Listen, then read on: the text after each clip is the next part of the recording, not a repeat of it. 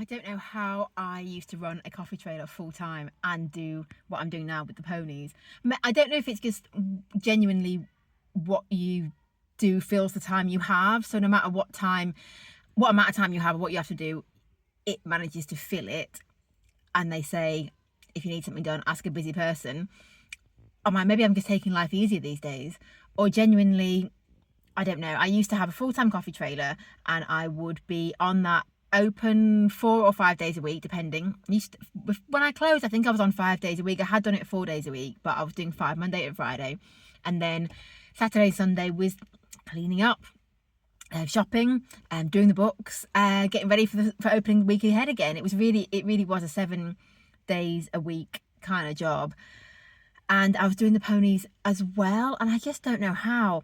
I did have a business part at the time, which I don't now, and that is something I need to talk about, because people are asking me, when I say we, who do I mean? And that's a really big question and I need to answer that. But really, there isn't a we, it's really just me.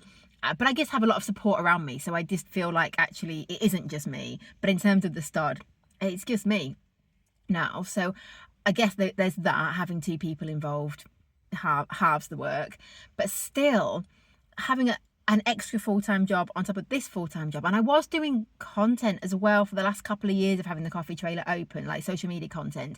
I guess I maybe wasn't posting as much and spending as long sort of replying to comments and that sort of thing, although I still don't feel like I do enough of that now.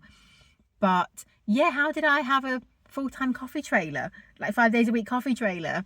And when we say 5 days a week, it's actually 7. And I would open at 8, so I would be there. I think I would be there by like 7:30. Well, I used to leave the house at like 6, I think. Go to the coffee trailer, unload everything, turn everything on, so the coffee machine's warming up, the soup kettles are warming up, everything like that. And then I would go to the ponies and then go back to the coffee trailer ready to open for 8 o'clock. Was I closing about 3? An hour to clean down, 4, and then I'll do some ponies on my way home, get home, sort everything out, unpack the whole car from like washing up and stuff from the coffee trailer, and get ready for the next day. Post some content at some point, sort the dog out, sort me out.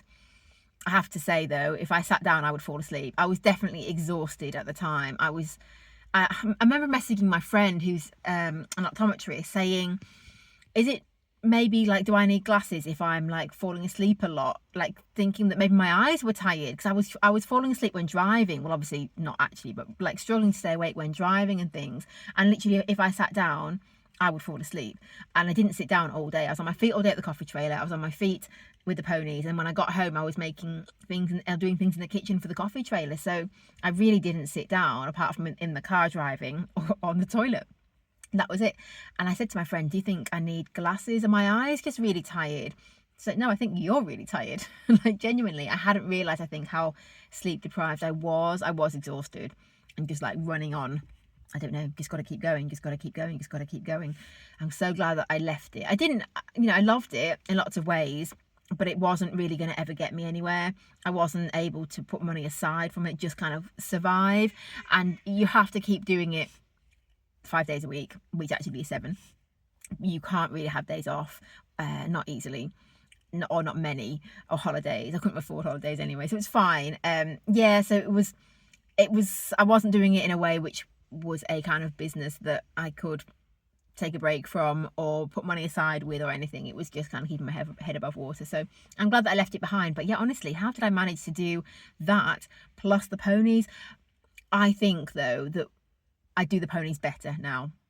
I'm more on top of it now, more on top of things like feet trims. I'm still not fully there. I'd like to be more on top of it, but feet trims, vaccinate. Well, we were always good with vaccinations, but I feel more in control of it at least. Teeth are done on time. Handling's much better. Our youngsters now are way better handled than the youngsters then. Like our first homebred was Frankie, and when I sold her to Rebecca, I don't think she'd ever had her feet done as a 4-year-old. And I don't think she'd had her teeth done either. No, she just had her teeth done before she went. And I'm embarrassed of that now. But I think it was just the people that we knew that were in the industry kind of ran it that way, like a very sort of, I don't know what the word is, just relaxed, kind of low amount of handling. you bring them on when they're ready kind of way, rather than doing a lot from a foal onwards. And so, you know, we were selling 3-year-olds and having to get them loading before they could leave us and get their feet done before they could leave us. Or did we send them without ever having their feet done? Maybe, if they didn't actually need them doing. A lot of them, they look really, they look quite even, but actually they are long. So I found with Frankie's, they actually were long, but like trimmed quite evenly on the fell, so didn't look terrible. But yeah, it's not good. It's not as good a practice as I think I do now.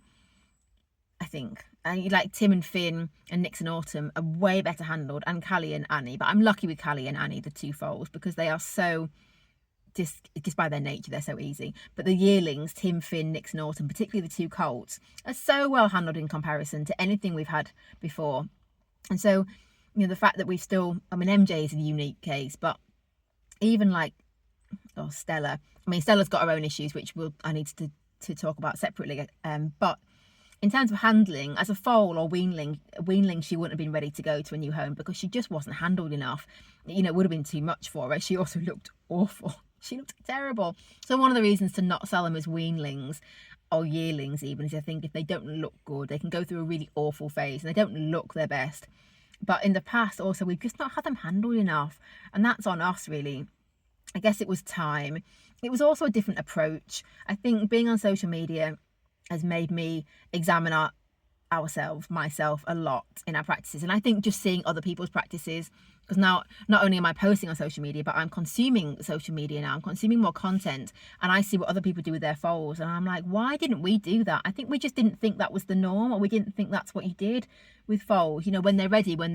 And I am still a bit like that, you know. I don't push them or do loads and loads, but basics. But I am more hands-on, and they are able to do more as a foal than previous foals did. And I think I do think it's a lot better, because I mean, I guess MJ is unique, but I definitely wouldn't want another MJ situation, because even now, like, I think if he needed to see the vet, I think he would find it really stressful because of his stranger danger. He would find the vet really stressful, and that's obviously not in his interests. And yeah, if we had, and Stella's easy now, Charm's easy. Al needs work, but I think he'll overcome that very quickly. He's got a bit of a barrier up at the moment. He's got a bit of a sharpness about him, but I think he'll overcome that very quickly when he comes in and does a bit. So I'm not too worried about that. But yeah, we previously have not sort of sold things younger because they weren't ready to go, and I think that was just down to having not done enough with them. So yeah, learning a lot, seeing examples of people doing it better, seeing what foals are actually capable of, and not realizing, not just thinking they all actually aren't ready at 6 months. You can see what they can do at 6 months, and people are showing them and running them around the rings. You're like, that's what they can do. They don't have to do that quite that much, but they can. So yeah, there's no excuse really for us to not have done enough to make them handleable in safe ways, so that if they need the vet, it can be done safely and not stressfully for them, and that sort of thing. Yeah. So I guess half the answer is that yes, more of my day seems to be sunk into doing the exact same as I was doing before, when I also had a full-time job. I don't explain that very well. A full-time coffee trailer. So I seem to be spending more time to achieve the same result, but it's not the same result, is it? It's a better result. They are in a better condition, better, more attention paid, more done, and particularly with youngsters. So I think I am doing it better. But otherwise, I don't know. I don't know where my time goes. Today's been lost in the vet and farrier today. So we had the vet come to see vaccinations for Nix, Autumn, Layla, Stella, Tim and Finn. Yeah. Six vaccinations, and particularly important at the moment with flu going around. And that's because some of them were first time. Nix and Autumn, it was their first one. Tim and Finn, it was their last one. See, the colts, because they're in for castration, they definitely get more attention paid and more done with them. And then we had feet for Frankie, Andy, and the 2 boys, Nick, Finn and Tim. And all in all, I mean, the vet arrived about 11 and the trimmer left about 5, and there was a little gap in the middle, but not a big one. Just enough to sort of organise who was where. So that's a day really. And then I still needed to come here where I am now, which is Farmer Rob's, come to see Harley, Belle, Ginny, and I'll go back via Patrick and Edie. And that is, I mean, Farmer Rob checked all those for me yesterday, but I don't want to leave it 2 days in a row without seeing them. Plus Ginny, Belle and Harley all having a little bit of a feed, and the other two are having like a supplement as well. So I want to keep that, I'll keep on top of that with them. So yeah, I don't know what time it is now, about 7:30. So I'll probably get home about 8:30. And I did post a video this morning actually. I got a video posted this morning, which was recorded the day before, recorded yesterday. So I've got a couple of videos recorded, ready to go today. One of them is the boys going out on the fell. The other one is about MJ, but I posted one this morning as well. So that's 3, plus this one on YouTube. And I might have some news for subscribers, my TikTok and Facebook subscribers, about some company for Harley, maybe. I'm waiting to hear on that one. So yeah, it feels like very busy, not enough content made. Yeah, everything takes a long time. Stella had the vet to her as well. That was a bit of a thing. So I will update on that. That was one of my jobs to do today, and I haven't done that video, but I put on tomorrow's video list. And I haven't poo picked at all today, so the field's full of poo. And still need to skim all those docks. Did a bit of scrubbing of the walls of the pen in between jobs today, but otherwise, yeah, it's been a long day. And you know what? I feel a bit more exhausted today than other days. I think because I've been with people all day and I'm not used to that anymore. And I think part of that is what made me so exhausted when I was on the coffee trailer, is because I'm actually a massive introvert and I don't really socialise. I don't prefer not to socialise. Maybe that's something which people don't realise about me, because I do social media content. So I talk a lot and I seem really outgoing probably, but I'm not. I don't really want to talk to anybody if I can help it.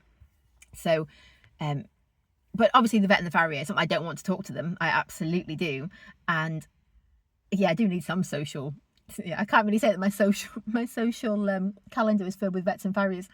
Yeah, but that's fine. But I think I feel tired from it because I've been, focusing on what we're doing all together, and yeah, talking, and it's just peopling tires me. A coffee trailer exhausted me because it would be all day like, hi, what can I get for you, and then chat. And I did enjoy it, and it would take me out of myself. And if you're not feeling great, you can fake it till you make it with your coffee trailer customers. And I had such amazing customers as well, like such a good crew, just lovely people. And it was nice being sociable. It keeps you out of your own head, definitely. And I'm probably back in there a lot more now, because I can spend entire days without talking to anybody except my camera, which feels like I am talking to lots of people, because I'm talking to the followers. But actually I'm just talking to myself, aren't I, in my car and the ponies. So yeah, I think I feel a bit tired just from peopling a little bit. So I don't know how I used to do all that peopling, but I would be exhausted by the end of it, and I would just not want to talk to anybody. In fact, I would be so brain dead that if somebody did try and talk to me, I'd be like, I can't, I'm done with talking. But no, it was, yeah, I don't regret closing, but it was a good little spell. And I think it is good for mental health to spend a lot of time around other people, even though it's exhausting. So that's good to know in case I do struggle with feeling, not peoply enough, or I don't know, maybe it's a bit too much in myself. Maybe I need to socialise more. But I don't know. Yeah, rambling. So yes, well noted from you guys that I should do content like on making feeds up and that sort of thing. I did have a tripod for that kind of purpose, but honestly, I would put the phone in it and set it all up, and it would just spin and it would tip the phone upside down, and I would tighten it up, and I binned it because I could not cope with the fact that it was one of these gorilla legs ones where you're supposed to be able to grip it onto pretty much anything. It was useless. It was really useless. So I binned it. I've got a stand-up one with a ring light, which I don't really need in the barn, but yeah, I could use that without the ring light, just as a phone holder to record making feeds. I steered away a bit from like telling people what I feed the ponies, because I feel like it's a bit like what rug you put on. Everyone's got an opinion on what you should feed them, and don't feel like being pulled apart for what I choose to feed them. But maybe I need to get over that and just be like, well, this is what I feed them and I stand by it. But I'm not an equine nutritionist, so I don't know, maybe it's wrong. Anyway, yes, I can do that. And I probably can't do poo picking, so I'd say if I set the camera up to film me poo picking, the ponies will knock it over. But if I get my Meta glasses, then I can definitely chat and do poo picking. And yeah, so I do want to keep up this YouTube content. And also this is going to take it's probably about 10 minutes long, and that's it. I'm not editing it, I'm not re-recording it, nothing. So it's 10 or 15 minutes out of my day to record it, post it. That's it. So yeah, I'm committing to doing it. Still not sure what direction it's going to go in, and I'm just working out what it is everyone wants. And I was going to film the ponies today, but it was raining, and then I've just been to see Harley, and I was going to film him while I was talking, but I left my phone in the car, and so it is just me in my car again. But yeah, I will definitely do that. An ASMR of the ponies eating, that was been suggested as well.